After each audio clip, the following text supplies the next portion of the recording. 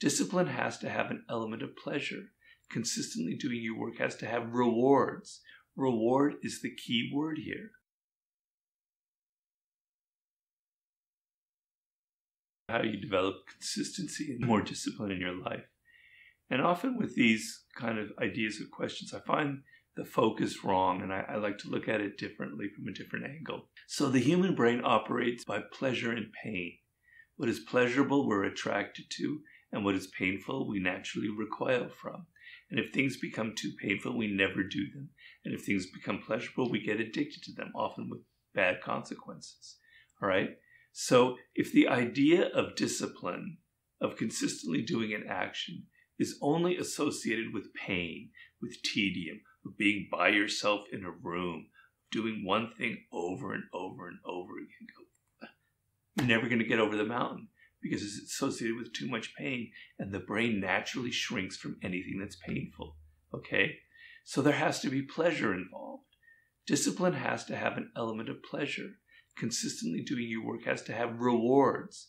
Reward is the key word here, right? So if you never feel a direct pleasurable sensation from what discipline is giving you, then it's never going to work. Well, what are the rewards? When you were young, when you were a child, if you learned a sport, or you learned a musical instrument, or you learned chess, you knew that in the beginning, day by day, it was boring as shit. You hated it. Wasn't fun.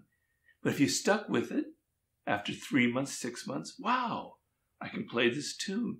Yeah, I can make a 3-point shot. Yeah, I can win a chess game here. All right? There's a reward. And then you push through and you go further and further and further and further. Okay? If you never had that experience in your childhood, then it's pretty rough. I think most of us have had that in some kind of endeavor. But if you've never experienced a reward from discipline, it's going to be very difficult for you. But you have to know that after the 3 months or the 6 months of sitting in your office and writing every single day over and over and over again, if you're trying to write a book or a novel or whatever, it's boring as hell. But man, I'm going to reach that moment in 3 months and 4 months. There's going to be a reward, and I'm going to feel it, and I'm going to get addicted. I'm going to get hooked to that.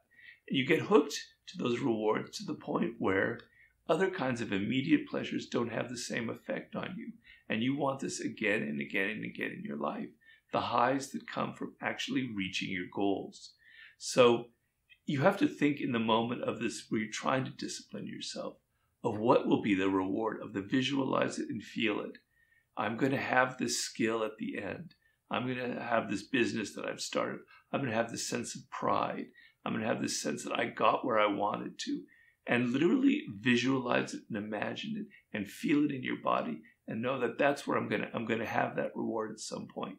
And if it's too much drudgery and tedium, you're never going to get past that point. So that's sort of my main lesson there.